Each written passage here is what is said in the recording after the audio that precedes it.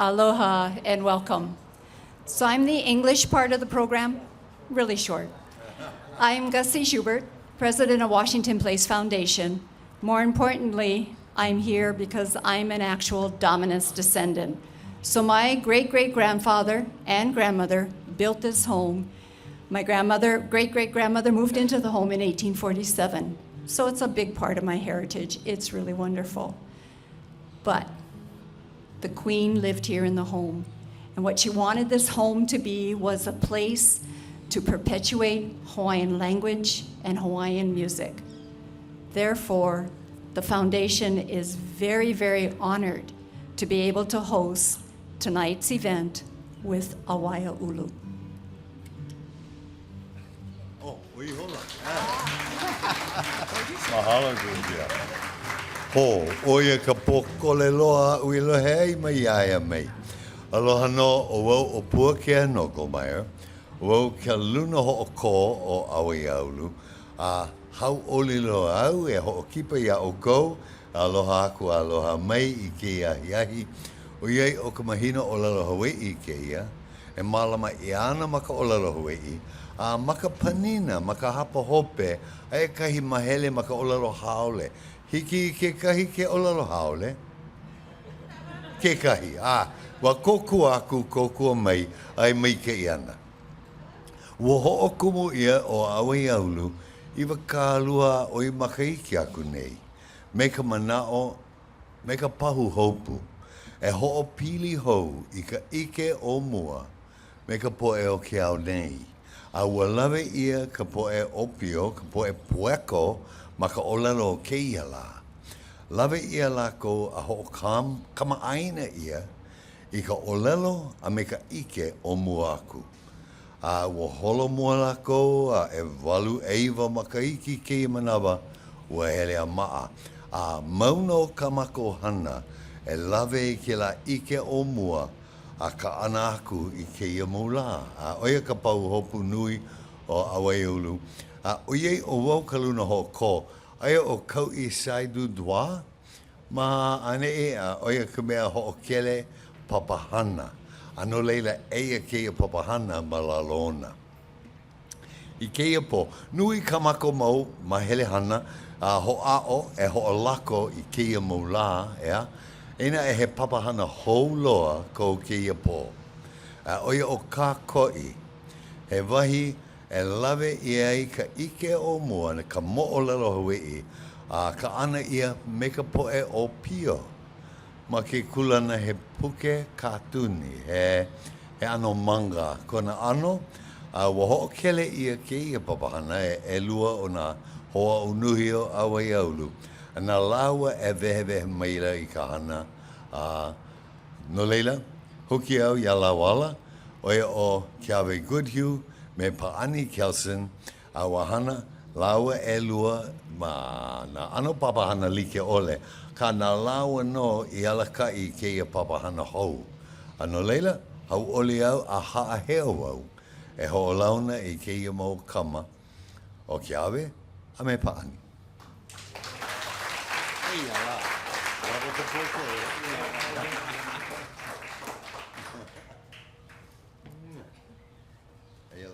Ai, verina aloha kākou. Mahalo nui ka ākuakoa ana mai o nā hoa mā ke e ʻōlelo Hawaiʻi, mai mahina ʻōlelo Hawaiʻi nei o Pepeluali, ma ka hale nei o ko kākou mo I wahine. Aloha mahalo nui a o kou pākahi a pau ea. No leila, e lua maka hiki aku nei, o hoʻopuka aku Awaiaulu I ka puke o Ke Kumu Aupuni na Samuel Mānaiakalani Kamakau. Oi hoi ka moʻolelo Hawaiʻi. He puke nui, e mau haneli au ike no paha ke kahi o kou. Nui ino ka hana, nui ino ka noi ana, ka unuhi ana. A nui hoi ka pōmai kai loa a maila ma ka lawe ana ia ano papahana. O ke kahi pōmai kai nui, o ia hoi ka ana I ko kākou moʻolelo, ka moʻolelo hoi o ko kākou aina kulaiwi, me nā kanaka ʻōlelo ole I ka ʻōlelo Hawaiʻi, ea. He mea nui ke la no mākou hoi ma Awaiaulu.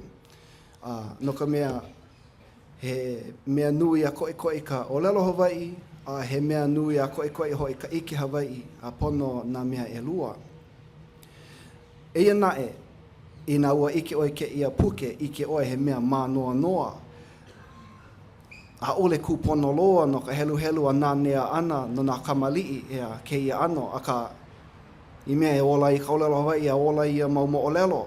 Pono e ola i ma ka noʻonoʻo me ka uhane me ka naʻau o ia mau kamali'i. No leila o noʻonoʻo mākou, e hana i papahana hou. Lawe i ka ike mai loko mai o ia wai hona ike. Mai loko mai o ia puke nui, hana i papahana hou i papahana kaila, papahana hoi nā kamali'i. Ano leila mai ka manaʻo e hoʻomaka i ke ia puke kākuni. Ano leila ua huki mai koho mākou ke kahi mau āpana moʻolelo o no loko mai o Ke Kumu Aupuni. A ka o iei e lawe ana mākou i ka unuhi ana, ka noi ana no ke kahi papahana ea o ia hoi nā hunahuna i ke Hawaiʻi, nā John Papa I, wa ike no hoi mākou o Kamakau o lelo ana o ia i mea e naʻoa wai kona lahui ea. He mea nui ke ala nona. Ea, eia kāna ʻōlelo he make koʻu e pololei ka moʻolelo o koʻu o ne hānau. A ole nā ka malihini aʻu mai aʻu i ka moʻolelo o koʻu lahui, naʻu e aʻu i ka malihini. He mea nui ke ala anona, he mea nui ke ala no hoi no kākou. Kala mai ea. O ia. A ka nae, ma ka helu nui ane i mau moʻolelo i ke no hoi kākou. A ole ia o ka moʻolelo piha. A o iei e kākau ana o Kamakau, kākau pū o John Papa I. Me he mea la e pani ana o John Papa I nā haka ma ko Kamakau kākau ana. Ano lela hoʻohui ia nā moʻolelo a e lua, a loa a maila ka moʻolelo piha, o piha e hoi. No leila ua hoʻohana, ua huki ia nā moʻolelo ka ike e waiho ia ana ma ia mau moʻolelo nui, ia mau puke nui, mai loko mai o ia mau puke nui, a pela mākou i lawe ai i ke ia puke kākuni. A ka nae, i nā helu oi, ea ke kahi la ana o ke kahi pilikia o ke ia mau puke nui na nā kamali'i. O ke ia ke kahi āpana, ke kahi mokuna mai loko mai o nā hunahuna ike nā John Papa I. A ole hiki ke kamali'i, ke helu aku ea. Kaka i kahi ka kamali'i hiki ai ke helu i ke ia no ka pohi hihi o ka ʻōlelo. O ke ia ka mākou e helu mau ai. Pēnei mākou e lawe ai ka hana a unuhi i ke ia ʻōlelo. Helu au no kou. Eia hoi, i ka wā i pauloa aku ai nā li'i o Hawaiʻi i luna o ka au waa. Aia no o ke kuhau pio iuka. E ho'o mau ana no ma ka alo ana i nā ihe a ko maui o ahu a me ko kaua i hoi e lele makawalu mai ana. Ke a kaka ke la i nā kanaka i hiki ke helu aku. Lawe aku i ke ia mea, a kiko hou aku ma ke ano e pono ai ke ia o nei. Ma nā hunahuna i ke Hawaiʻi oi hoi ka mākou puke e ho'o pau nei ke ia pai ia ke ia makahiki me ka mana o lana. Iune.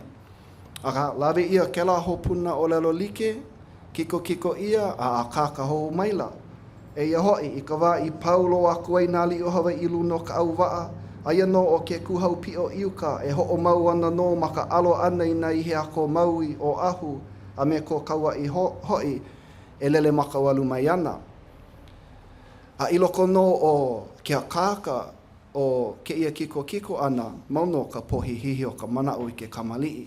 He haia mea he makawalu, he haka manao o ke ia, a manei hoi ka mana o ka puke kākuni, a ke kumu hoi a mākou i ko hoi hana i ke ia. I ke ia, a ole pono e vehe ke lama ke ia mea, he kōkua nui ke ki'i, no leila, o koa, ka manao ke keiki, ke helu oi ke ia manawa, e ia hoi i ka wā i paulo aku ai nā li'i o Hawaiʻi i uluna o ka au waa, aia no o ke kuhaupio iuka, ike ia o ke kuhaupio iuka. E ho'o mau ana no maka alo ana i nai he a ko mau i o ahua me ko kaua i hoi, e lele makawalu mai ana. A kāka loa ke ia, a hoi loa ke ia, komo piha ka no ke keiki i loko o ke ia ano helu ana. Ma kou hale hoi, ho a o mau kawahine e helu i na keiki ke la me ke ia pō. Helu mākou i ka puke helu maa mau. I nā minuke mu o ka helu ana, hoi nā keiki, a ka hala koke ke nā wā, a lilo ia he mea ho'o hia moi wale no. A ka makou helu ana i ka puke ka kuni, me he mea la a kahi a maila ka kukui o ko lako a apo ana a komo piha i loko. Nina mau ana, he ake ia, a leila he a kaho pena. Ho'o mau, mai ku ka helu ana. A pani ia ka puke ke, hoi ka hia moe. Ho'o mau, kahi moku na ho aku, ke olu. Oia ka ʻōlelo a ka ukiki kāne, a leila hia moe. A ka malela wau e ike i ka vai o ke ia no puke ka kuni, a ole no ka hoi wale noa, a ka no ka ho ola ana i ka ʻōlelo Hawaiʻi, ma ke ano e hoi ai ke keiki. A oia hoi ka mea nui, ka mākou puke nui, puke mā noa o ka mo ʻōlelo Hawaiʻi, he maikai a he kūpono, a ole ia he mea e paalo ai ka mo ʻōlelo Hawaiʻi na kana no o ke keiki ea. A oia ke kumu nui o ko mākou lawe ana i ka puke ka kuni ke ia manawa. No leila mai no ka papahana e mai ko alua o Pani Kelsen.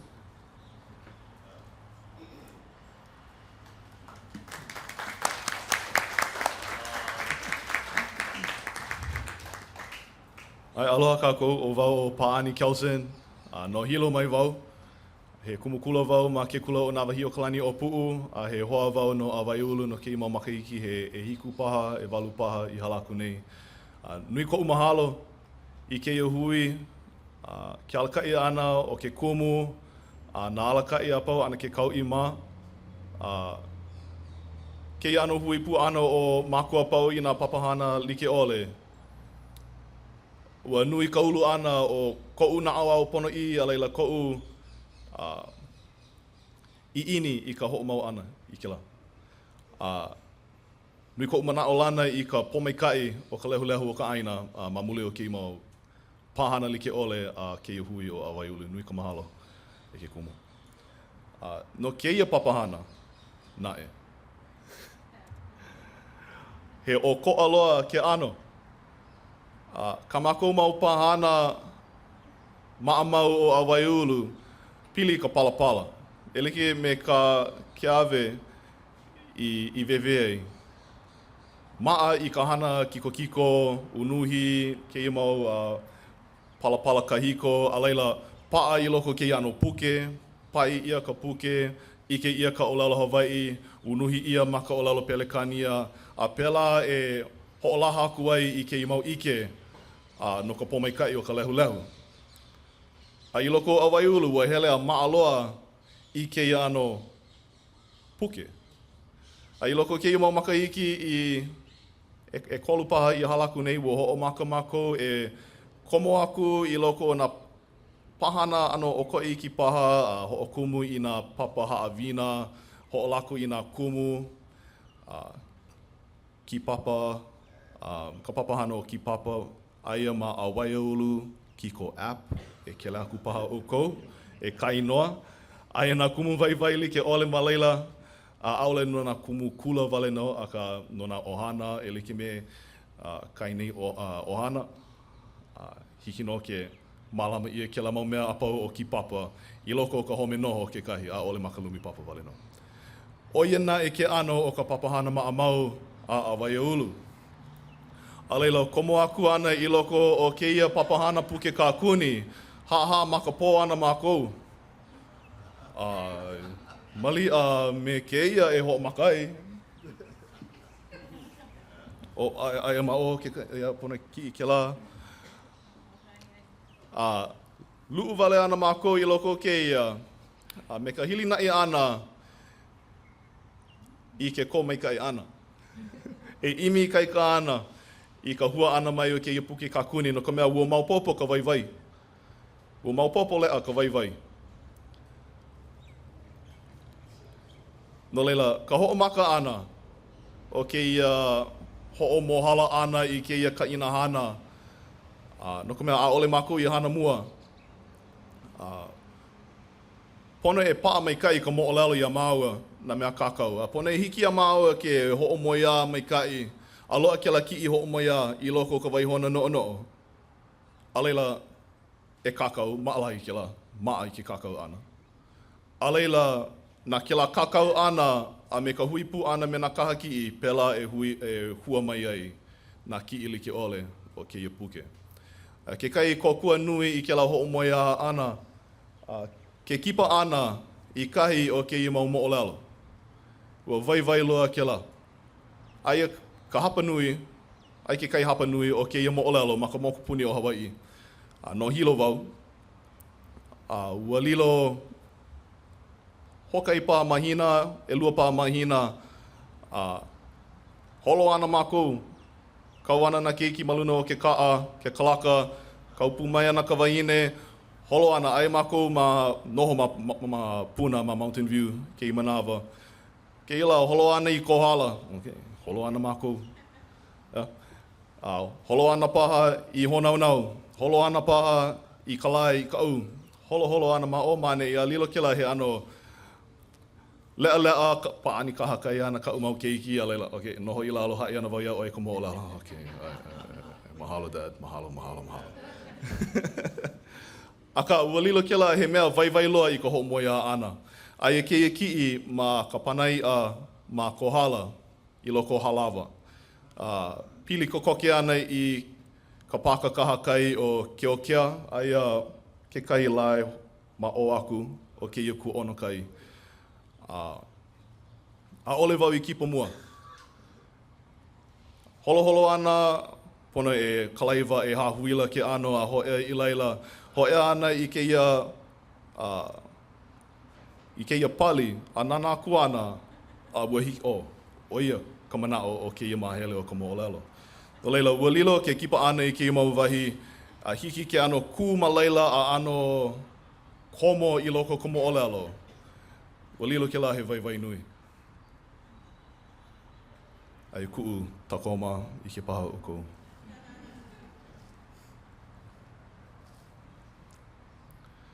No leila, ma hope o ke la a leila komo i ke kakau ana, aka a ole na e keia he kakau e like me ka mea i maamua i a mākou.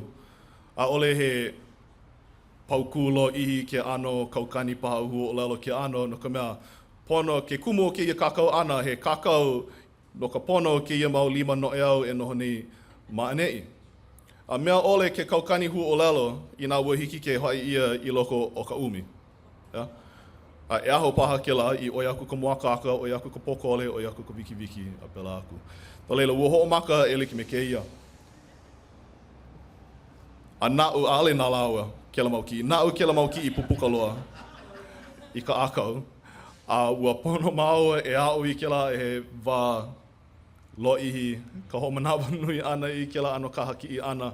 Aka mahope o ke ia ano kakau ana, a me ke ia ano kaha ki i hema ana, ua ho'omaka e ulu ka makaukau a me ka pilina ma waina o na kaha ki i a me na mea kakau a ua hiki ke ano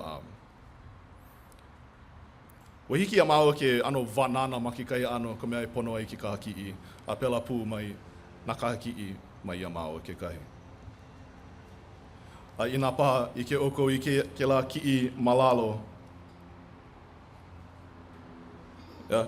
Ke la pali e kuana i luna o ke la ku ono kai a leila pai ana ka waa a ia ke kai hale i luna ke kai hale halau mua. I luna o ke la pali kahi i akoko ai o ke kuhopi o a me kamehameha. Ke la ku ana i luna o ke la pali ua hiki au ke ike o. A leila hiki ke ike i nā papo haku o ka he iau kahiko o ai manei. Ok, aia makaha kai, aia i lalo ke la pi'i ana o ke kuhopi o mā. A leila ke kipa ana o ke i mau wahi, i ke i mau wahi. He mana'o lana e ola ka mo'olelo o ke ia aina i loko o keia hanauna hou. Yeah. A ole kela he kaha kai nani wale no, a ka kona kuleana i loko o ka moʻolelo, pā umi ka vai oia i'o o ke la wahi o ke i moʻolelo no hai. Aia paa ke la ano ki'i, a leila, ua haawi i ke kaha ki'i, a noho pū me ia, a kaha ki'i ia ke kahi ano kamua wiki, e like me ke ia. Oi loa aku kanani ma mua o ke ia. A ka noho pū ana, a leila ike oia i ka oe manao nei, a leila helu oia i ka ʻōlelo, ki aku oia i ka ana peni, hana no e au aku oia, a ua hua mai ke ia. A ua paa ke ia kamua, no ke kai hapa nui, e kolu mau maukuna, he 5 mau maukuna o ke ia puke. E kolu mau maukuna, ua paa ke ia ano kamua. A leila, no nā pilikia like ole, nā inea like ole o ka noho kanaka ana, no nā kule ana like ole e awamo ai, ke kāne male, ka makua, ke kanaka, ua kaʻawale aku ke kaha kiʻi mua i kiʻi ia. A ua hopo nui mākou. No ka mea a kai a hoʻomaka e holo mua nui, ke maa nei, pehea e walaau aku ai, ke maa nei ke ia mau kaʻina hana, a kahi a hoʻomaka e pau ke la powehi o ka haha makapo ana. A leila ua pono e kaʻawale aku ke la kaha kiʻi mua. A leila, ma hope o hokai me ka hapa makahiki, ua hopo i ka pau ana o ke ia papahana me ka hua ole ana o ke kai puke e ho ike aku ai. Oiai, o ke ia wale no ke ano o ka paheona i paa i loko ka 5 o mākou. Hopo nui ana mākou. Paa ka hoʻomoia ana, paa ke kakau ana, a ole nae i lava ka makaukau o Mao i ke kaha ki ana e liki noho i me ke i ahe kanaka kua i ke la puke. Mama ke kuai. Kuai pāwau. Ua hopo mākou e pono ana e pani i ke ia papahana, i ke ia pahana a Awaiaulu. A leila, hokai paha makahiki aku nei i ke ia pule paha, ka pule e lua paha o pepeluali, ka pule mua o pepeluali. Yeah? Ua komo mai o Mika Solomon Inos. Ka anela o kalani, ka hoʻola. E kokua nui mai a mākou. A ina ua kamaaina i kāna mau pāhana, lehu apau, nui kona paahana. A ua ainae oia e kokua mai a mākou. A he kokua nui ke la a ole no ka noe au wale no o kāna mau ki'i, ka nani o kāna mau ki'i. A ka he loea oia i loko ke ia oihana. Ua hiki ai ke aʻoaʻo ia mākou i ke kaʻina hana pololei e make pono ai ka hana. Nā mea e make hewa ai ka hana. Nā mea e holo pono ai ke ia pāhana. Ua paʻamua ka pilina me ke ia hui nei o Awaiaulu. Ina ua ike oko i ka puke o ka moʻolelo o hiʻiaka i ka pole o pele me ke la mau kiʻi nani loa a pau i loko na kona 5 i kaha kiʻi i ke la. A mamuli o ke la, ua paʻamua ke aloha, ua paʻamua ka pilina, a ole i loa ke la wā hoʻokamaaina a leila e pili, ua pili mua. Pili mai ana o Solomon Inos, a i loko kona mau hoa like ole a pau ka oihana paheona ka haki'i, hoʻopili mai ana oia i kona mau hoa ke kahi. O alika nei, ke kahi o nā hoa i hoʻopili pū ia mai a hana pū me mākou. Ua ike ia ke la kaha ki'i mua ua awamo oia hoʻokahi ka mea nānei kaha ki'i piha a ua ike ia kaumaha ke la ke awamo aku. Maupopo ke ano loea ka i kaika o kona ko Solomon mau poʻohiwi e awamo oko ai i loko nae o ke la i kaika nui ka hea mai ana i nā hoa pili mai kai komo pui ka hana ana. A ina ua ike oko I kāna uaki ma kona lima, loa umikuma kolu mau hola ma luna o ke la uaki.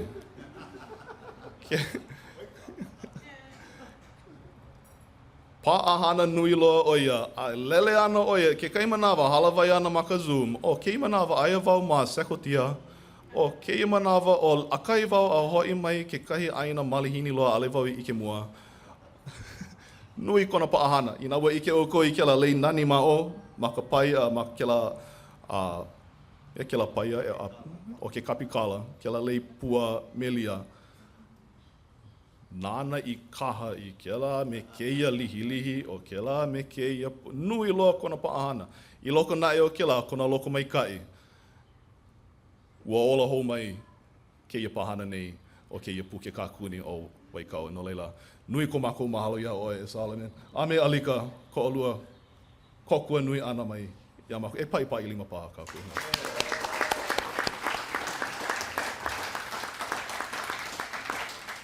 Ke kahi o ka Solomon mau a'o, he eha mau mea nui paha manei. Ina ua ike o kou ma ke la pakaukau, ke la puke lina kolu ula. Ua kapa mākou I ke la o ka paipala hame'e. No ka mea, e ho'opa'a mua ia ka nana ana o ka hame'e, a leila ka haki'i ia ka mo'olelo. No ka mea, maki hewa, ka haki'i nui ana I ka mo'olelo, a leila ho'ea I ka a'o kana lima, o ko'a ka nana ana o Kamehameha, mai ka a'o e kahi, pone ho'i hou a ho'oponopono pia. Yeah? E ho'opa'a mua, nau ke lohe aku paha oko, ano ahu vale paha ke la manao. Aka I loko ka pō ele, aia ke ki ma'ane'i a haha mako apuni ke la ki, aka ho'ohuli ke la kuiki, ai no maleila, mahalo, ia oe e Solomon, a leila pa'a mai kai ke la. No leila, e hele paha oko e nana I nā a ole I ke mua, aia nā hame e like ole I loko ke la kamako mau manao no ka haku ana a ike ia ka oko'a o nā hame e like ole I loko ke ia. Pono e ike koke ia maka, no ka mea ale lava, ale kupono ka vehe piha ana ma'ane'i o ke kuhaupi o ke ia, pono e ike koke ka maka. Ke kai mea nui, kaha ka piha ia ke kāmua. A ole ho'okahi mokuna, a leila pi'i ana I keia pai o ka nani, a leila ke kai mokuna e ho'i ana wau ma'o, aka e kaha ki'i like ia, a pi'i like ana ke I mau au apau haneli e ono, a pi'i ana ka nani, ka ma'e, ka maiau, a hiki I ka pau ana. Ke manawa ua pa'a e walu paha ka mua. O kona kahaki ana. Ka kahaki I wiki, hoi hou, ho mai, ho piha, hana hou, a hana hou. A leila, ma hope o ke la, ke ike ia, ma mua o ka hele ana a nani maikai ua noho maluna o ke la au no e ha, e lima paha hola, o kala mai Solomon, hewa ke la ali'i, ale ke la o ke o moku o kamanawa ke la, maki hewa ke la. Yeah? No leila, I loko ke la mau ka mua e kolu paha o I ka vai ho'oponopono ai e kuapua pela aku. A leila e kahinu ia a nani mai au ma hope. Ke kai mau la ana o ka paipala hame'e. I loko o ka akamai loa o Solomon, ho'i ke mai ana ia Kamehameha ma kona wā ui, kona wā o'o, kona wā ele makule paha, a hiki no ke ike I loko ke la o Kamehameha no ke la. A hiki pu ke ike o ke ele makule nei oia. Mahalo nui ia oe e Solomon, o nani loa ke la, o hiki no ke ho'ohane ia ke la. Ke kaila o lawe mai oia I ke kaila ke kahi e kaha ki ai. A ole ke ia he kaila kūloa I ka nana oi i'o. Yeah? He kakuni ke ia. Yeah? O leila, ka hele ana a nui ke kino, a leila emi mai ka nui o ke po'o, he ano akua tutua ke ano, yeah? Ke nana aku. Ina li'ili ke kino, a nui ke po'o, he ano peke li'ili o ia. Yeah? O leila, ka hana ana I ke imahame e nui, hame e ikai ka apau, lawe mai oia i ke la i ke kekai. Kekai mau la ana ea e o ke kuhopio a ohe ona la woho iki, a ohe kue maka, a he lihi maka, a he ale ana oe i ke hokai la woho maluna kona ili. He olo he nohoi o ke kui alua. O leile he maula ana. Maki oi bebe no ke iu? Ai.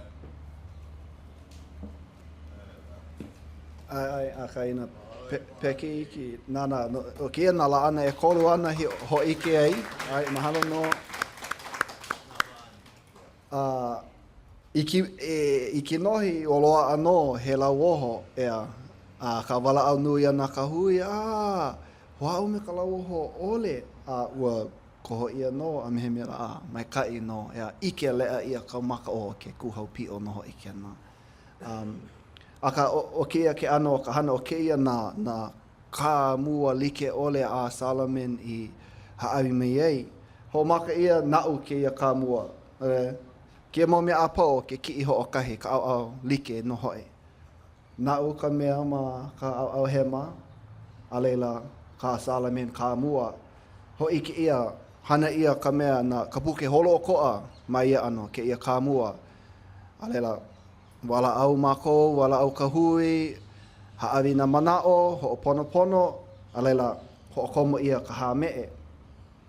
Ike ia i ka ho'opii ia o ke akaka, na hāmee,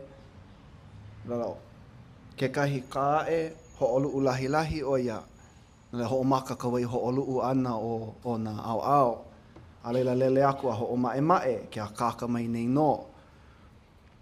Alele hiki aku i ka wai ho'olu'u. Oia ka mea ana ho'opu'ia. No ke la wai ho'olu'u ana o ke la hana oia i ka ahu ula ma ke kahi wai ho'olu'u. O ko'a ka wai ho'olu'u o ke la me ke i hāmee. No lela i ka awi ana mai i ke kāmua wai ho'olu'u. Wala au ana mā o pani, bra, pehe kou manao no ke ia ahu ula poni. A kala ko ke kahi ae. I don't know, ka Salaman, ano a ka ho akaka ia maila, pēla e ike ai nā mea ka ki, nā mea paheona. O wai ke ia kanaka mai ki nohi a i ka hopena, no lela ke hoi hou oia, a hana i ke kāhinu ana no ia ahu ula, ua like no ke la ahu ula mai ki nohi a i ka hopena. O ka o mao, like ka o mao ma ke la me ke ia au i o koa ole ea. Waka mai loa ma kou nana ana. A ho'o mau, a leila ho'o pono o pono paha na kanaka, pono o ke ia ke ano o ka aina, hawi ia ke ki, o ke ia ka wai ho kahele o ka aina ma ke ia au, a leila hana o i ke la ka, hiki aku, mai ke la, i ka mea ma ka au akau. A he pō mai ka inui ea.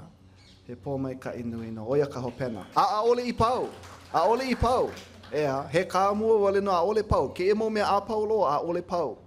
Ea, ano kana lua oia ka hoi ke ana, a ole pau. A ka pone holo mua, ea. Ai, ane. Maka leo na ko pono, na unu. Ea, ua like no, o kia ke ano ka papahana no, ea, o kia ka ina hewa pa o lelo aku ni oia ua hewa ke ia kanaka ia o ke ia kanaka pono e peki i hope o ka mea i hope pono ne e imua hiki no lawe ia ke la kanaka a leila nana ma ka au pololei ho pololei ia nui ino no ke la me ke ia au ke la me ke ia hāmee ho pololei ia nana o Kamehameha I ka kau a ole ka hema ke la ano mea ia wala au ana oi nei a oi ala nui ino a peni ke ano ke kāhinu ana o kia ka hopena o ke kāhinu ana ea a ka nui o ke ia hana he hana mai au loa a alika ma nei o alika e komo ai lawe aku I ko Salaman mau kii I nani e mamua a ho hinu ho ka oi a loo maila oia ka hua a hau oli loa ka hui o ka hana ana a lau ala Ano leila e wehe iki paha i nā mokuna, e like me ka paani i ʻōlelo iho nei, 5 mokuna o ke ia puke. Ka kuni. A ole hoi ia a ole lu'u i loko o ka mo'olelo o ke kahi kanaka hahai e like me ka mo'olelo ma'amau. Ua lawe ia, ua mana'o mako oke. Hea ka mako i ko Hawaii no ke ia puke ka kuni mua. Ua koho noho i mako ia i ka mo'olelo o Kamehameha a me ki wala o iei a ole lo ihi loa ko ki wala o mo'olelo ma ka mo'olelo Hawaiʻi ia. Ua no make koke noho i oia. Ano leila pela no mana'o o ke hea ka ho maka ana. Pehea e wehe ai i ke ano o Kamehameha i ki nohi. Hea ke kaua hea, ka hanana hea. Ano le ua koho wau i kalai o ka ilio. Oia ka mokuna e kahi. Ma ka mo'olelo Hawaiʻi o kia ke kaua mua i hano wai o Kamehameha no kona ano koa. Ma mua o ke ia he koa wale no oia a ka mahope o ke ia kaua pi ia e kona hano a i ke ia kona ano koa veli. No leila ma kalai o ka ilio, hiki aku o kalani o pu'u i Maui, no ka mea he ali'i kaua puni koko noho i o kalani o pu'u, e kaua me ka he kili. Ho maka oia ma ka ho mai no inu a kaluko ana i na maka ainana o kaupō. Ulu hua hoi o ka he kili.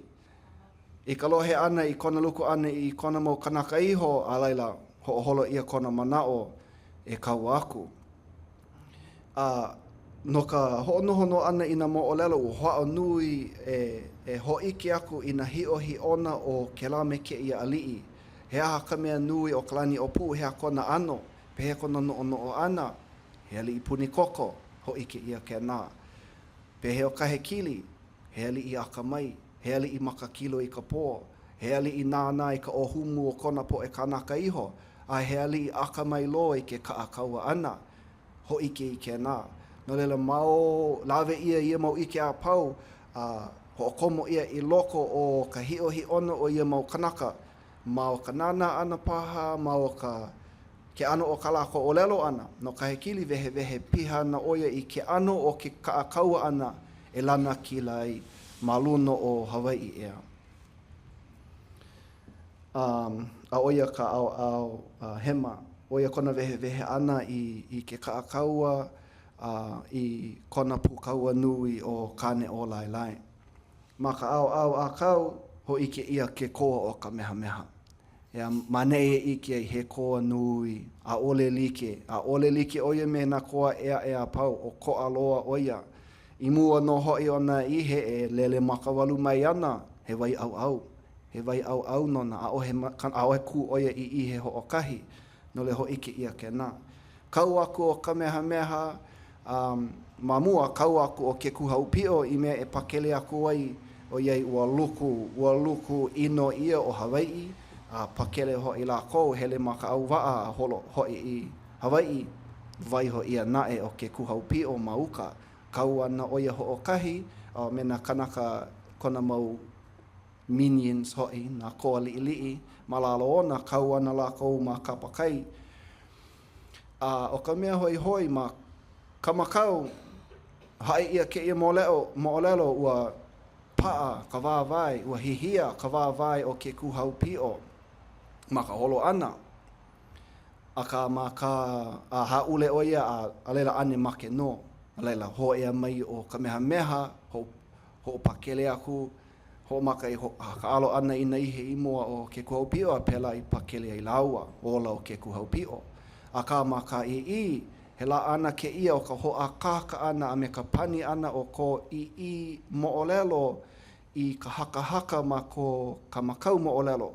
Ma ko i olelo ia ua haalele, ua luku koke ia o Hawaiʻi a haalele kau ma ka auwaa holo hoi Hawaiʻi a ko ke kuhaupio noho ana o ia ma kapakai. A lohe o Kamehameha i ka leo ino o na koa o Maui o lelo ana o maki ana ke kahu, maki ana ko kahu o kona kahu o ke kuhaupio no hoi. A ua ho'ohola ia kona manao a ole loa. Luu oia I loko o ke kai, holo. Au oia I uka. I ka wā ane make no o ke kuaupio, e ia no o Kamehameha I mua o kona kahu, alo ana I ka ihe helele I mai ana. A pēlā I ola ai. No lela, e lua mana o ko o ka moʻolelo hoʻokahi, lawe ia na mea hoi hoi, na mea kaila mai na mea e lua, a kukulu ia I ko kākou moʻolelo kākuni. Yeah. O kia kiki ia oe vehe vehe aku nei. Ia ke kuhaupio o malalo no hoi o ke kuhaupio I luna, oa nā koa o Maui, hau oli pi hoi hoi lako I ka manao ana, make ana o ke kuhaupio o iei, ia wā, mamu o Kamehameha, hoʻokahi koa oi loa o ke au, o ke kuhaupio no hoi o ia o he o na lua. O ka luku ana o ke kuhaupio, he mea nui ia I ka manao o Maui, a no leila pi hoi hoi loa lako. Malalo iho ma ka au hema o ia hoi o Kamehameha e lohe ana ia mau ʻōlelo ino a Maui a maki ana ko kahu, maki ana ko kahu.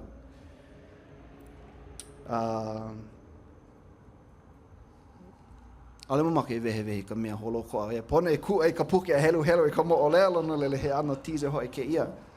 Ale lele aku kākou o koho ia o ka kani lua hoi hou ho kahi makahiki aku.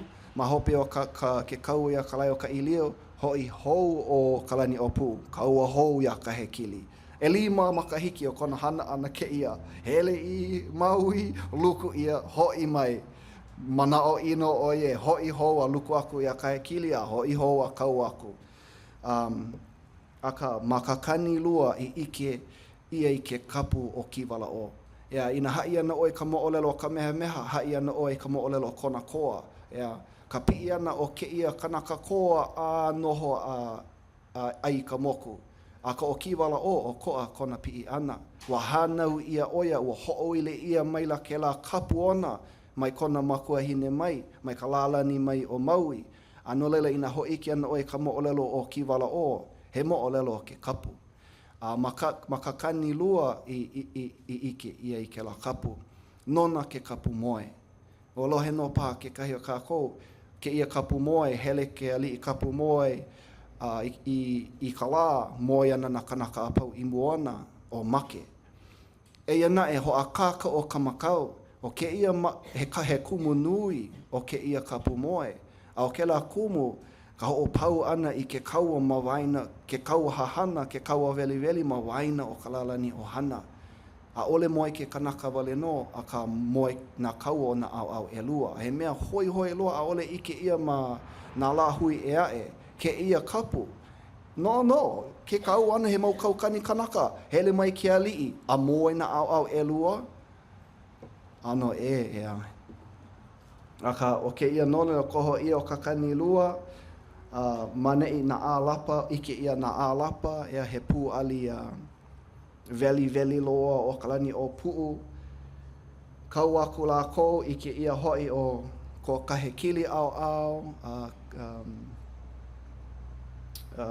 na po'o uahi, kau ana na pū ali veli o Hawaiʻi a me Maui. Make ka alapa, ea mina loa, kaumaha loa o kalani o pui ka make ana o kona mau I lio hae. A leila, holo ia ka mana ona e kaua hou aku, ea e inu I ka wai o wai luku. Hoi hou o ia I ke kaua, ma hope o ka luku ia o kona poe alapa. A luku hou ia o ia, e ka he kilima. Malele iki ai ke kuka kama ilio ana o kalani o pu'u me kalola ka ana wahine, ka makua hine hoi o kiwala o. Ho'oholo laua, ho'ouna ia kiwala o, ho'ouna I ke ali I kapu, ke ali I kapu, nona ke kapu moe. O ia ka mana o nui o ka mokuna e lua, o ka kani lua. A laila o ke ia ka huki, ia manei e ano ho'omaka I ka huki ano na au e lua. No ka mea o kiwala o me Kamehameha, ai laua malalo ke ali I like, ai laua ma ka mokupuni like. A aloha laua, ke kahi a me ko laua makua kani o kalani o pu'u. A ka ma ke ia mokuna e kolu i ke ia ka huki huki. A oia hoi, ke koi ia o Kamehameha e lawe i ke kino kupapau o ke ali'i pio o i makakoloa a hai aku makalele. No ka mea o ke la kule ana nui na kiwala o ia. A ka e liki me o lero ia na kona uncles ea ua pai ia kona manao e lawe ia kino kupapau o i makakoloa hai makalele. A ua kaulana no hoi ke ia ʻōlelo a mamalua. No ka a mamalua like ana o kiwala o lau o Kamehameha i ka wā like.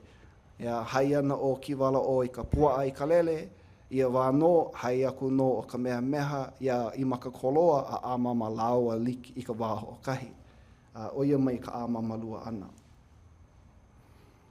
Ia hoa kāka ia maila o oi ke kahu o kū. Haawe ia o kū ka ili moku. Ia ho'oili ia Ke Aupuni e lua ho'oili na mō i ke kahi o kiwala o no na Ke Aupuni, no na ka palawa pai, no na ke ia maumea a ka na Kamehameha nāna e mālama i ia kū ka ili moku. A lele aku i ka moku na eha. Nā paani.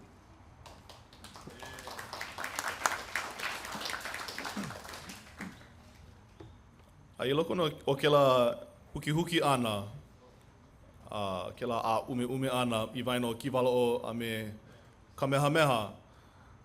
A ka pi'i nui ana o ke kulana o lau ma ke kapu a ma kai kaika ke koa.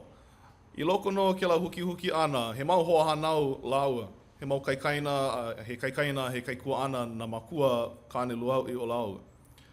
Ano leila, oi ke ano o ka huki. Ko mau hoa hanau pono i ke kahi, loa ke kai ano huki paha, aka he hoa hanau ea. No leila, i loko ke la, ai no ke aloha ma waino o lau. I loko o ke ia mokuna e hala o kalani o puu i ka homaka ana. A ho'oili ia e like me kāne i kauohai. A i loko ke la wā o ka loli ana a ili Ke Aupuni, ili ke akua, ili ke mau mea apau. I ke ia, a ole i vela ka uki, vela ka huhu i waino o Kamehameha a me kiwala o. O iai, o lau no na ali'i o ke kaua e hiki mai ana. Aka aia ka uki a me ka huhu ma waino o nā li'i ka ko'o ana ia Kamehameha. A me nā li'i i hope o kiwala o.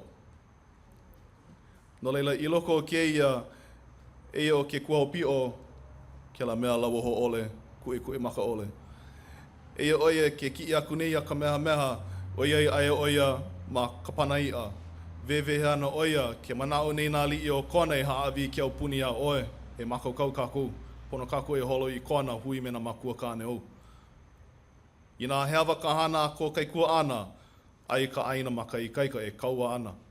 No ka haawi ana i Ke Aupuni a oe, i nā hana heawa ke li'i. O ke kuahopi o ke kahi o nā li'i, mala ma aloha ia Kamehameha a ka oia ke kahi o nā li'i uki huhu. O kamanawa me ka me ia moku ke kahi o nā li'i e ae o kona. Ano ka ne'e ana o nā iwi o kalani o pu'u i honaunau, lilo ana ke kai hapa o ka palilua o kona hema i nā li'i o ka'u. A oli hau oli nā li'i o kona i ke la, ulu ana ka uki i loko o lākua pau. A leila a'o ana o ke kuhopi o e hui paha me ko kaikua ana e ano imi i ka hoponopono ana i ke ia. Ho ike wau i ke ia mo ʻōlelo i ka'u mau haumana ma ke kulau nawehi o kalani o pu'u. A pai wau ia lako e no'ono'o i ka haʻawina kanaka o ke ia. A i loko o nā ho'olewa o ke ia mau lā, ike ia paha ke la mau pilikia o ka ohana. A ka ino a hala o tutuman. Nā tutuman i ho'omalu i ke ia mau pilikia. Boy, si cousin, not ready. Hala aku oia, hui, raw emotions o ka ho'olewa. Lapa mai ana paha ke la ahi, pilikia hou paha. I loko o ke ia, vela ana na awa e lua nā li'i ka ko'o i nā li'i, nā mea ka ko'o i nā li'i nui e lua. imi ana o Kamehameha e hoʻonā, e hoʻomalu i ke ia. A leila ike ia ke kai hamehama nui, kai hamehama mua a kiwala o i loko o ke ia. Ka haawi ana i ka awa, ka apu mua i hoʻomakaukau ia na kona kai kaina, hoʻomakaukau ia ka apu haawi aku ana o ia, na kāna i kāne inu. Piʻi loa ka wela o ke kuhopio i ke la paʻi ana i ka apu, lele ana makahi e nuku ana i ke aliʻi ka moʻi o Hawaiʻi. Hiki ke ike, ka ulu ana, pili mai ana, ke ia mau ao e lua, ke imanawa ua eha maka lima. Paʻi ana o ke kuhopio, ke kahu o Kamehameha. Yeah? Ina paʻi ana o ke kuhopio ua like pā ke la me ka paʻi ana o ko Kamehameha lima. I loko o ke ia, piʻi ana ka wela o na ao e lua. A leila komo ana i loko o ke ia kaua o moku o hai.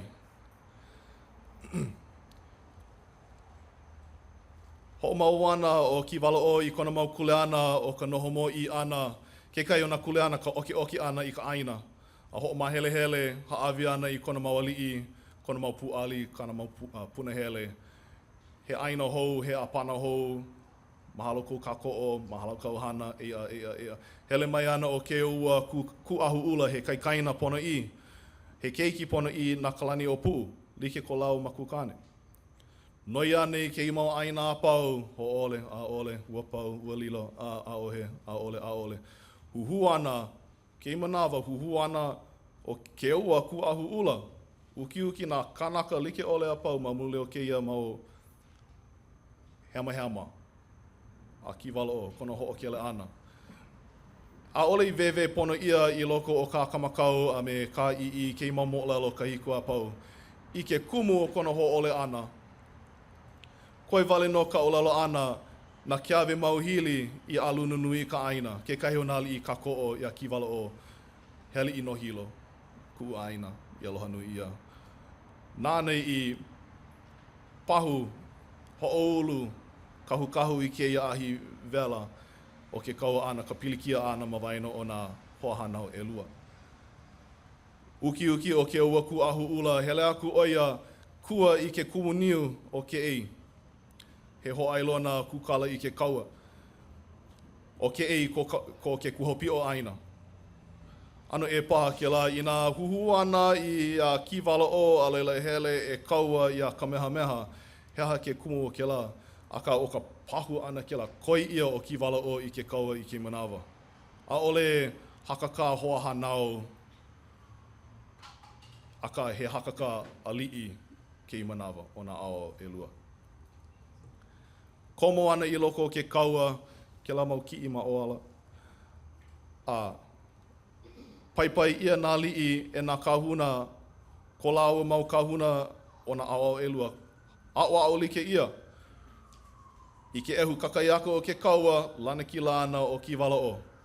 Aka ke hoʻi ke au i lalo, pā ka ehu ahiahi i ke kai au ko Kamehameha. Lana ki lana o ia. Maliu pono o Kamehameha, poʻola au, poʻopa ki ki ana o ki walaʻo. Ke lana kila nei e hoʻomau i ke kaua ana. A ina, e lawe aku oko i ke la kaleka. O ke ia ke kiʻi, o ka hopena, ka niʻo o ke ia moʻolelo, a climax no hoʻi. E like me kāna, pona e kuʻai i ka puke, i mea ike ai o vai ana, o vai ke ia mau aliʻi. Ina ua paʻa ke ia moʻolelo ike oko i ka hopena o ke kaua o moku o hai. Ina ʻaʻole, e kuʻai a Ke Kumu Aupuni, nā hunahuna i ke Hawaiʻi a me Waikaua, a e paʻa maikai ana ia oko. Aka, a ua koho wau i koho ia ke la kiʻi no ke kaleka, no ka mea o ke ia ka hopena, o ke ia mau huki ana a pau, a ulu ana ka uki, pahu ia ke ia mau hoahanau i loko ke kaua ana, o ke ia ka hopena, o ke la. A oia ka mako moʻolelo o ke ia puke kākuni o Waikaua. I hua mai, ma muli o ke kokua nui ana o ke ia mau kahakiʻi nui e lua nei o Saleme a me Alika. I ke manawa, I'd like to thank everybody who doesn't understand everything that has been said for the last half an hour. Right on, you guys rock. Yeah, round of applause for you guys. Yeah.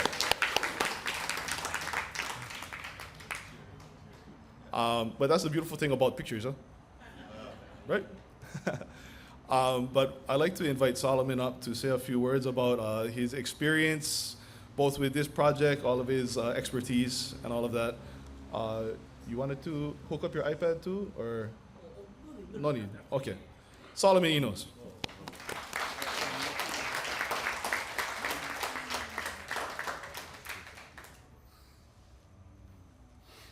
Oh, wow. Aloha ai kako. Wow. Aloha everyone. I am just really honored to be a part of this hui, a network, a series, a rhythm, a beating of a heart, a continuity, a medium, an awai. I could go on, but we don't have enough time. And all of those things. And I am really one who loves to practice the idea of makahanaka ike. And I'm learning my ʻōlelo, which for brevity tonight, yeah, all the words, all the ʻōlelo is so ono. It's the grammar, putting them all in the right order. And working with Alika, he knows exactly what I'm talking about. Because Alika is a grade A student when it comes to art. He is an amazing technician. I am like Kamapua going in and messing up all the lo'i. You see all the boxes, yeah? Those are like lo'i. And the continuity between all of the frames where we draw our eye from one to the next is the flow of the wai from one place to the next. And when you go to each of the lo'i, you get nutrition. And that nutrition is the next part of the story. And Alika is very careful. He lay out all the layers. He'd be real super careful, everything. And I literally going over there and I draw one picture on one layer, draw another picture on another layer. And Alika's working on it. All of a sudden he's Solomon. Oh, he's so patient and loving. This is the kind of guy you want on your va'a for long, long voyages. Because he goes grin and bear it. I mean, and I really want to truly mahalo. And the whole hui, so really a mahalo Alika. And the team of ʻōlelo, the team of mana'o gatherers, Kiawe and Pa'ani, and the whole hui. I always I know I gonna miss somebody, so I could say, I need that list so I have all the people to thank for this opportunity, for this kaku. Yeah, I mean for the building of this this conversation to happen upon. There's been so many hands. And hali, every idea, every bit of mana'o was handed down from one person to the next. And sometimes I gotta hand it to somebody and they hand it back to you and then you gotta hand it back to them again a few times. And that was the whole purpose, the whole point. Much like when ku'ikalo, we are continuing to work on the refinement. And I'm in a very surreal, I'm in a very surreal state right now because everything we're looking at, I'm gonna run home after tonight and jump back into my studio and keep working on it. So get plenty poo inside of this mea ono that we're making here tonight, yeah. And so as I get plenty more work to work on it, and because we want to serve everything fresh, we're making sure we're waiting only to the last minute to get everything to off the press. Right? But with all sincerity, I think our whole hui, everyone we're working tonight, cannot put enough time into this work. Because it's the first, I'm wahaleleo e kalamai, okay, like that. So I do want to give time for Aliko to say some words, and I'm gonna try to wrap up my vala'o here with you folks, my presentation in like 3 minutes. Good? Okay. E kalamai. But this is part of the continuity of the transformation of the spoken word into the written form, from the written form into all the new kinds of forms that are and will continue to be. And when you have a piece of work that is being created in the stage of a graphic novel, it's not too much of a move to shapeshift, that kupua kind of sense of transformation from one state of being into the next, to then shapeshift it into an animation, to shapeshift it into live action film, to shapeshift it into every possible form of storytelling that we can engage with. You know, when my kids sit down and I say, you know, I'm really, really busy, I turn on the TV, so that they can go and live in somebody else's story, that's a puka in our upena. There are holes in our net. And we need to be able to provide ʻōlelo and mana'o in every possible way, to replace every one of our false teeth with real teeth again. Yeah, so that we can ai that deep ono mana'o. Okay, really quick, and then I'm gonna wrap them all up. I've been honored to have grown up out in Waianae and been part of a community that watched Ka'ala and the back of Waianae Valley transform. And when I was a little kid, we would go work with at Hope Youth, not at risk. Yeah, we use the words we want because we know the power of words. And we say, we go into the mountains, and I would watch from when I was, rolling around in the Lepo in the 76, 77, 78s of the 19s. And I would watch as these kids would pull the rubbish off of the land. They were pulling rubbish out of themselves. And they said, I am not the scar tissue. I am the deep tap root, because underneath all the opala and all of the eha and all of the heva were all these lo'ikalo. And we were scratching the back, scratching one itch that was so itchy for so long. And it felt so good to when we would go illegally go take our water back. And I saw the first vai pour into the lo'i to watch parched soils drink again. And that, I said, I got a story to tell. And I'm gonna tell it in as many ways as possible. My parents, my father, Eric Enos, my mother, Rochelle Enos, my grandfather, Joseph Enos. I know we get plenty of time. I would rate my whole, but my grandmother, Caroline, they really said, go do art, do it. Of course. We're gonna, provide whatever we can. And particularly my grandfather, Joseph, every time he go look at my drawings, he said, ooh, boy, beautiful, this drawing. I said, of course I'm an artist. Of course, this is what I do.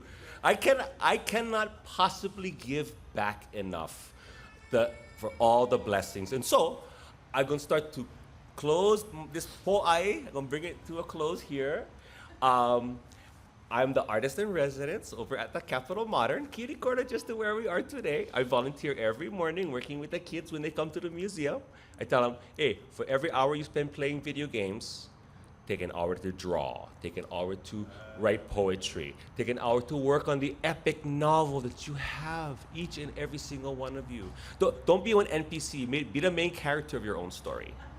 And the power of that, that to me is part. I know when it's time for me, when I go to whatever I'm gonna shapeshift into next, I know I will not have given back enough for all the po mai ka'i, just been shared with me.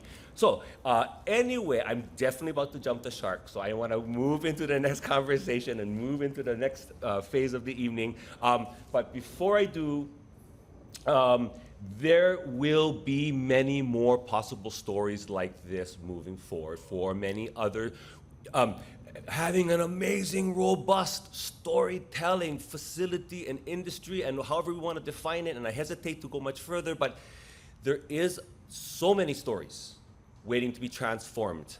I grew up watching like a lot of Akira Kurosawa and stuff like that. I just always, when you hear the ʻōlelo, when you hear them speak their language and you peel it with the imagery and the power and the values that they're telling through their stories, I always felt to myself like, wow, I like do that over here. Yeah, I like get our stories alive, and so, along the way, I gotta learn how to ʻōlelo and my grammar. I go work on it. So anyway, no any more oxygen left. I'm gonna go breathe them all. So thank you guys. I go hand over to Alika. Come on, huh?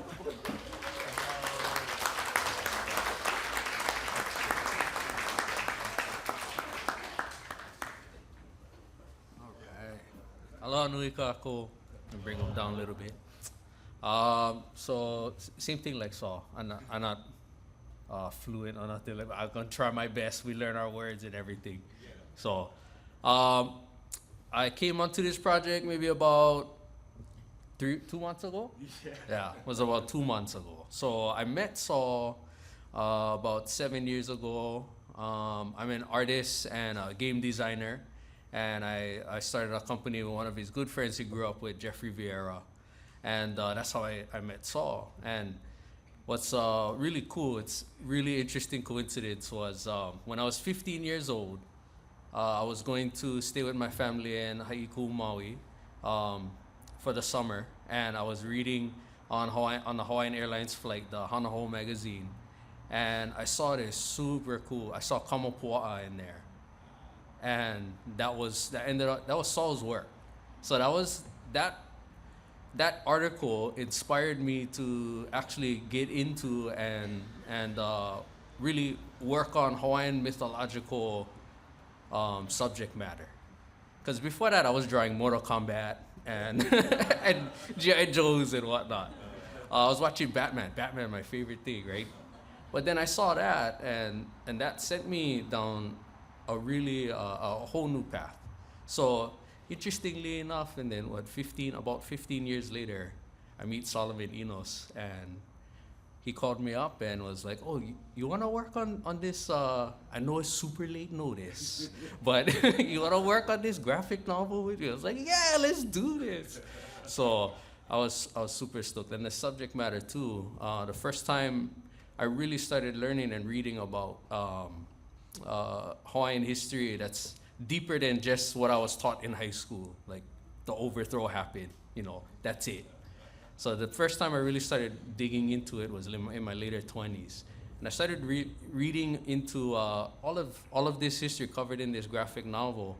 And man, I was just looking at it like this is all like, this is like Game of Thrones. This is stuff that we should see on HBO. Like, this is stuff we should see everywhere. Our story is fascinating. And so to be able to translate this in a medium that is interesting to the younger generation as well, because I think it's cool. I'll read the book with just text, the 600-page book, but with the kids. So that's why I like to design games that are based in Hawaiian culture, and this graphic novel is another medium that's perfect to translate into the newer generation. So I'm stoked to be here. Mahalo for having me.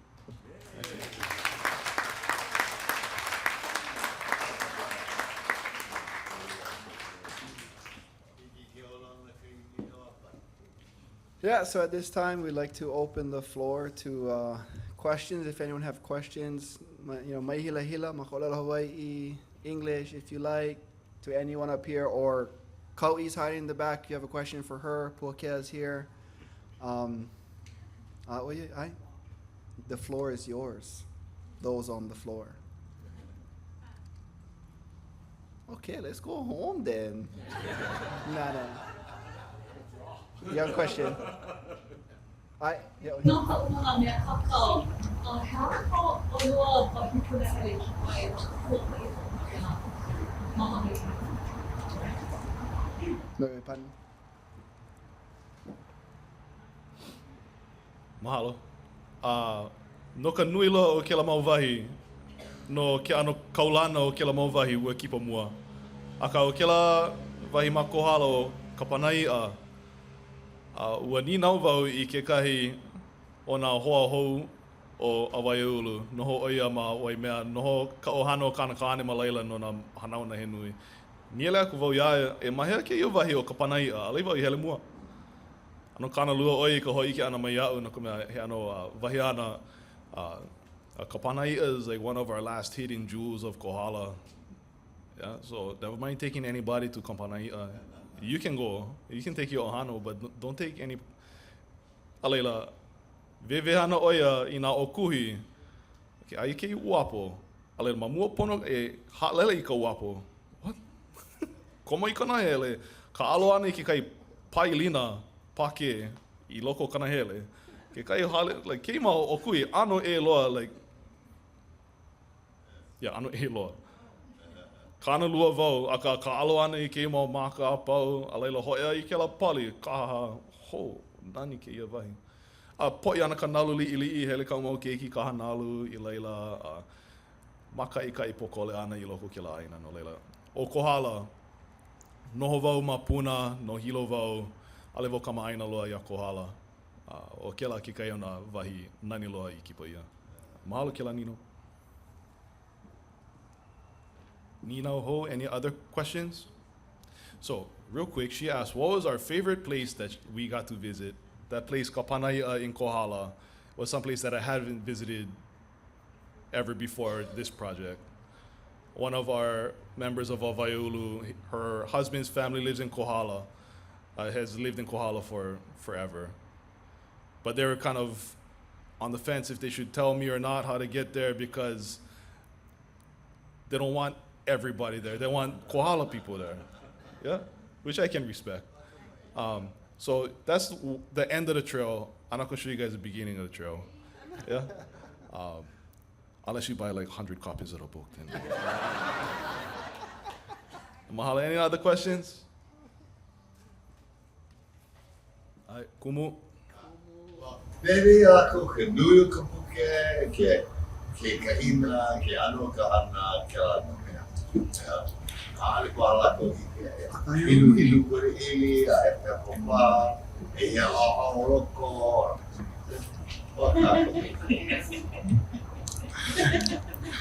He haneli e ono au o ke puke. Yeah, haneli e ono.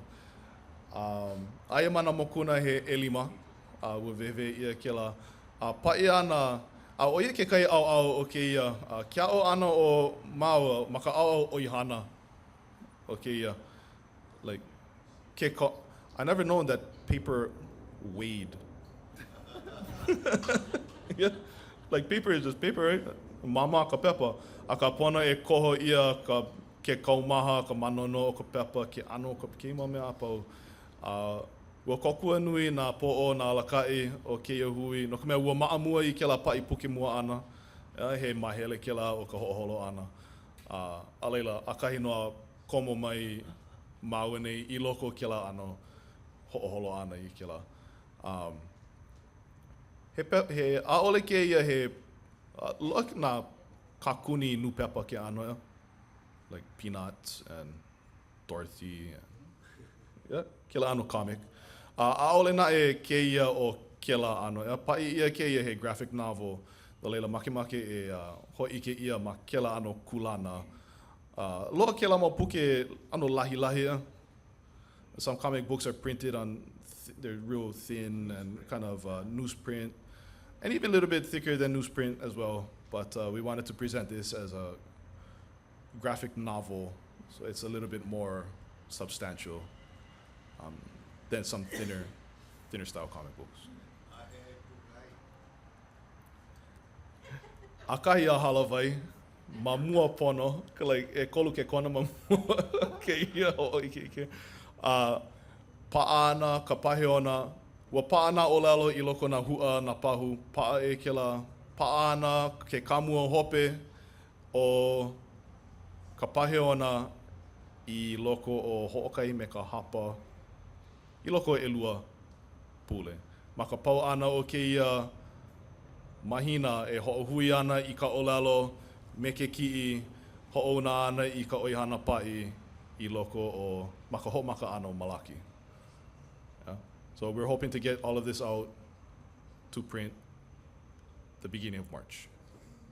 Yeah? So reserve your copies and we'll let you know when it comes in. Mahalo. Oh no, not, I mean like mahalo ya oi, Kuokoa. Ole I pau, to be continued. In the back.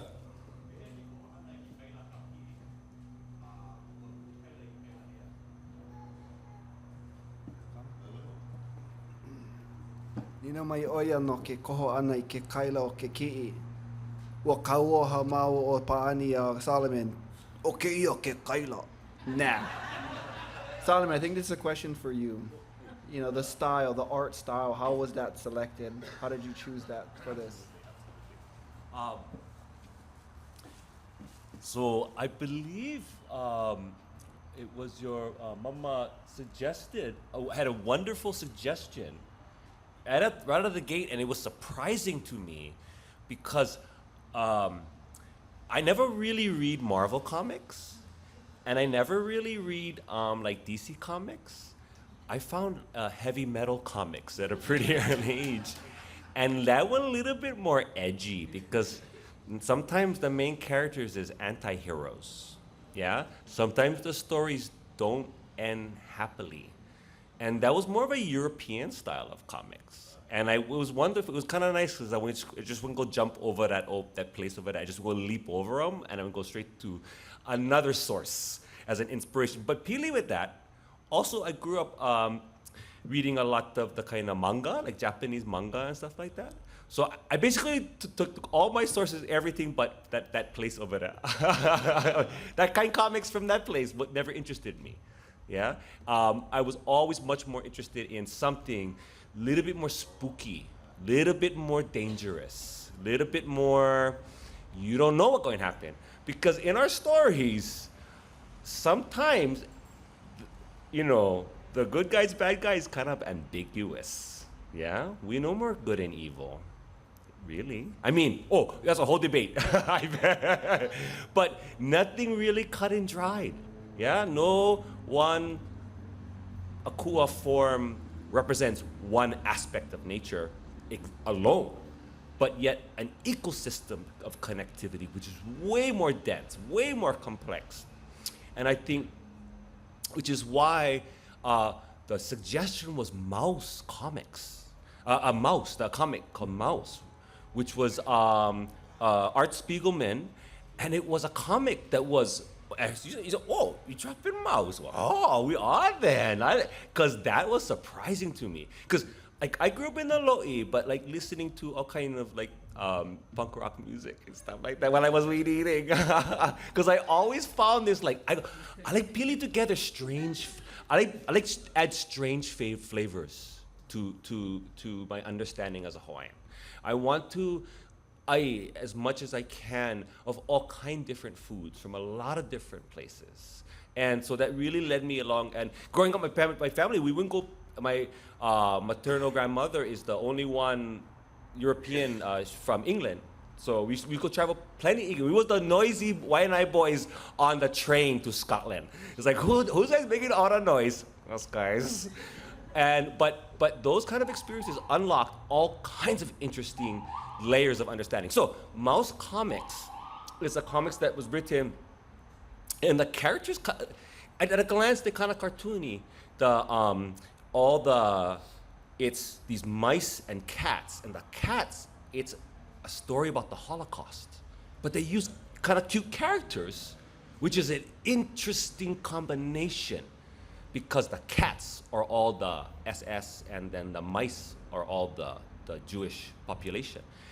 A heavy story to tell, but you tell it in a way that's almost oblique. You tell it in a way that surprises you. So anyway, that immediately got me on board. Like, oh, you like do mouse comics? We go do mouse comics. So the characters have a little bit of a manga aesthetic, a little bit of an anime sense, but aesthetically, I kept a lot of the little bit of a painterly style in some of the artwork. So the artwork shows dynamism in a way that an impressionistic painting would show dynamism.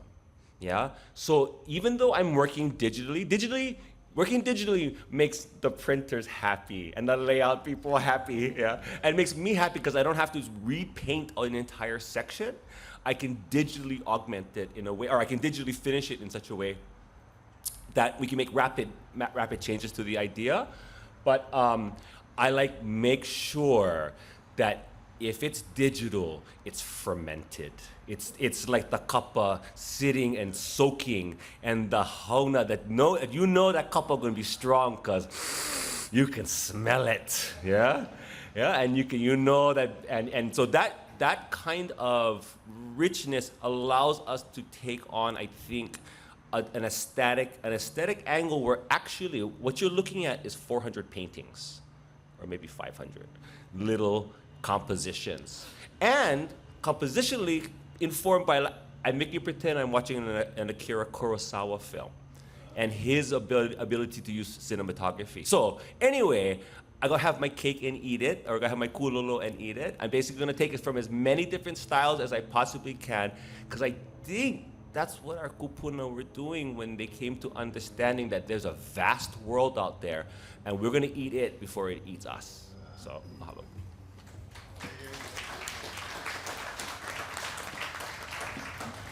Actually, to touch further on some of the stylistic choices that Solomon brought to the project, if you look at the eyes of all of our characters, they resemble the eyes of the mano, and he kept this aesthetic throughout for all of our characters, which we absolutely loved. It's kind of a little cool element, but also he brought a distaste for blood to our project, where I might have drawn Kane Olailai crushing a man's skull and blood splattering everywhere. He said, how would I draw Manu in the sky and have just some little sprinkles of blood? You know what he's doing. I love it. So blood can't be complete. It's not completely avoided, obviously, but we toned it down a lot. Those are two aesthetic choices that he has brought to the project. Any other Nino? Hello. So no ono ba ina ni ko mana ko ana ko ba ka utu ba ine o ka kumu o mana o kalania ke ana hana boya kaupo na makubali ili ʻōlelo kona tutu ba ine ha mau kahikili so and so hakeo boya o ko e like ke ia mo mea ha mau kahikili ya that's like so cool. Wow, mahalo ka mo'olelo ana mai. Hea ua ana, ua mamake nui wau e hele aku e kaupo ma ka kukulu ana i ke ia mau mea a ole na e hiki a ka oia i make kei he o kela lai o kalai o ka ilio no nui ana wo pehe ala aku I pai aku ai ma leila. He ano ololi a he haiki I a wahi a o he one e pai aku ai no ana wo ua loli paha ka aina he one mamua ai ole he wahi e pai aku ai.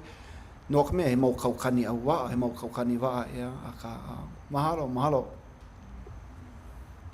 Any other questions? Oh, Kau'i. Pani, this is for you. In the round two, when we graduated the round two of this project, that something like that, with a specific idea that you two would be the undercutting, and you would lead this in this continued iteration. Can you guys talk about the different things that you've learned and you're going to do out of your comfort zones during the different aspects of what you think to come up with this work? We continually exist outside of our comfort zone. That is, you have to sign the dotted line in Awaiaulu. You shall never be comfortable. To be honest, like, Pani and I designed a lot of the panels. We put a lot of effort into really researching and doing and creating the comic, and then we just hand it off and they jam. And we're fine with that because we're used to that. We're used to reading, researching, and doing our thing. But it is a bit odd to try and like act like leaders while the leaders are like low key, like this is what you do. But we have to take on other, like the deadlines and stuff with the printing and it's just a bunch of different elements that, suck to go do it, but we're so much more prepared for the next time around. We're so much more ready, having taken all of those steps that we usually just leave to the bosses to figure out. We just do the grunt work and they kind of just magically make things happen. So it's appreciated. Do you want to speak on anything specific, Pani? Budget, contract.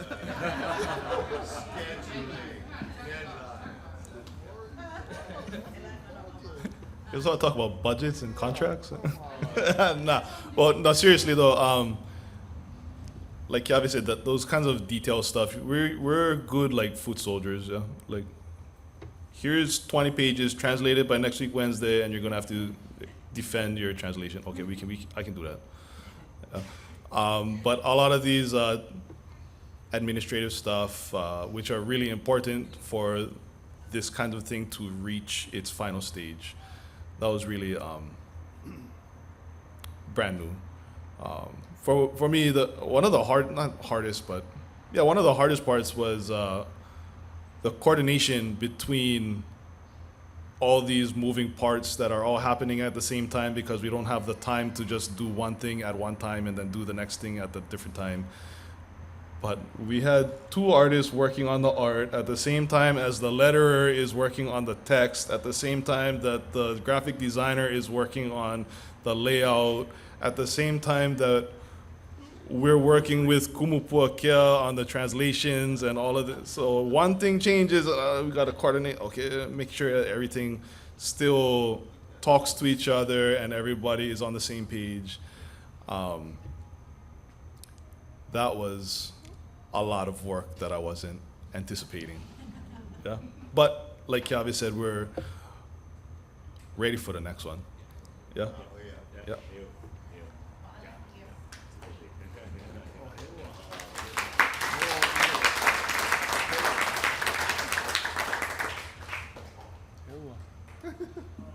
Kila keiki hope y'all.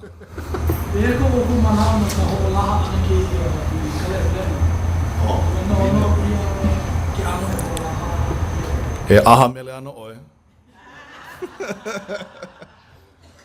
Oi ana ke kai mahele o kumau alaka ia ana I ke ia ka puka ana, promotional events, media releases, all of these kinds of things, reaching out to you guys reaching out to your networks, educational institutions, bookstores, even into the comic scene, which is this whole universe to itself. Once we have, this is like our soft launch right now, showing all of you guys this, but once we have the book in our hands, and according to the reservations, the first print is going pretty quickly, so we're gonna have to get a second printing of this for our big grand opening. But we're sending it out to the printer in March, beginning of March, and then we should have that in our hands not too long after that.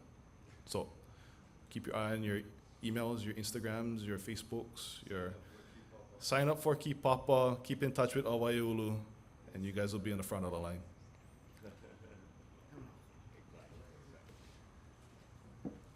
I do want to say, and I don't know if it was extremely clear, that we really hope to get these comics into the Kula.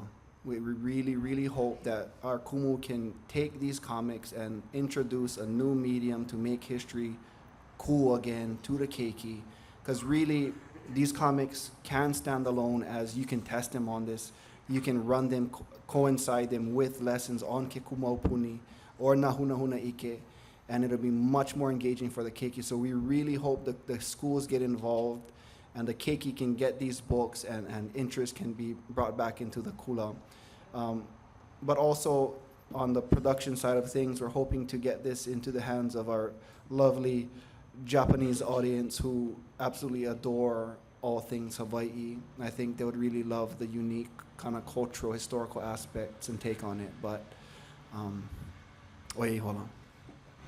Kia we, o kia kumea kumu, kumea mualoa. Yeah. Ai nā horoporo kei, hei wakalua mai koa he haneli pa. So, ki ka hoaha i anu, o ia kumea he, mana o lana ai. Yeah. Yeah. Kia la, he lunui, he ka ina mau, ho'olu ana i ka ike, me ka oi, Yeah. koe o opio. Yeah, o ia ke kahi ina he mea, aka mai oi ka paheona, he pono kou manei ma ke ia ana oi hana ea, ina manao ana oi a he hala ana ka umea me ka ʻōlelo Hawaii, nā, hana oi puke ka kuni, hana oi iki ioni, hana oi ke kahi mea e la hai ka ʻōlelo Hawaii, aloa maila ke kala ia oi mai hopo. No lai ina iai, he kule ana ko ke la me ke ia mea a he pono nele ana no ho i kākou. No lai pai nui ana wau i nā keiki, aka mai paha oi maka kākau ana, kākau. Ai ole kana lua oi i kou lava ka aka mai i ka lava o kou kāki ana, kana lua maua, noho no maua i loko ke kana lua mau. A ole o maua ka oi loa ke kākau, a ole maua ka oi o ka noi a me ke kāki ana. A wa ike na hoi ho'olaha ia ke ana o ka maua kāki ana, he hila. E ana e, o ia kanu ia ke la hua a pua maila, a ea kaloa. He kumu paa, he kumu hina ole, a pai nui ana o ia o kona keiki na kamali e lohe ho'olohe ane ke ia e noke I ka hana ho'o mau aku no ma ka ʻōlelo Hawaii. A ole pono e lele aku I ka ʻōlelo haole no na mea pau. He pono ko nei I loko no hoi o kou mau mo ʻōlelo iho. Oi iho kou manao. I think that concludes our presentation for the evening. Mahalo nui kākou.